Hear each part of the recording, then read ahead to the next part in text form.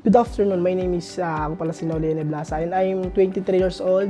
Nakatira ako sa San Miguel, Taguig City, and bago ako mag-food panda, dati kong work is sa minimum. So, may anak na ako, 1 year and 7 months na siya. No?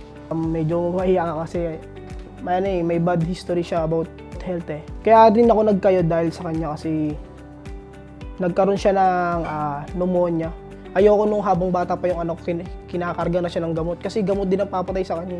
Pinili ko yung mag-food delivery rider kasi nakita ko yung opportunity doon na kay Food Panda, pwede ka mag-OT, pwede ka kumuha ng schedule na mas higit pa doon kung mas gusto mo pang higitan yung sinasahod mo doon sa minimum lang na gusto mo.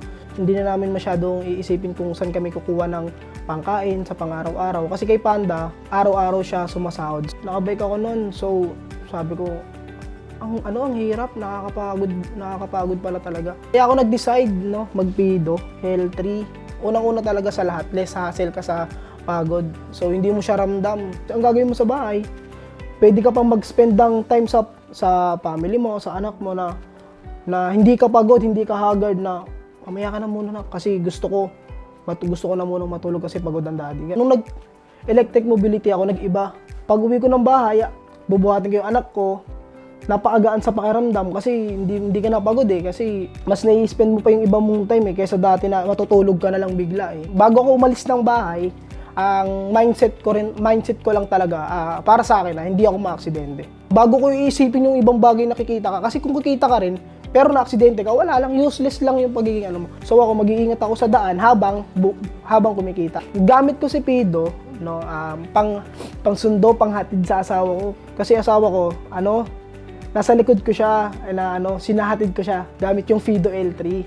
So, sabi ko, nararush kami kasi siya, malilate siya, ako hindi naman.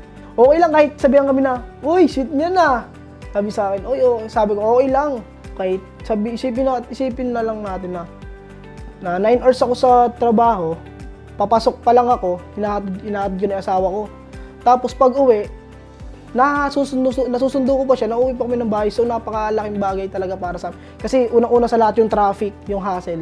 Natatanggal sa amin yung hassle kasi yung sa kanya, hindi na kailangan gumising ng 5 AM in the morning para lang magkilos-kilos ng gano'n. So, nanilesin din yung tulog niya, mas tumatagal.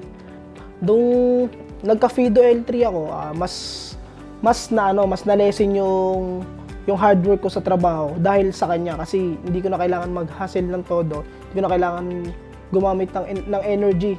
So, i-spend ko na lang siya sa anak ko.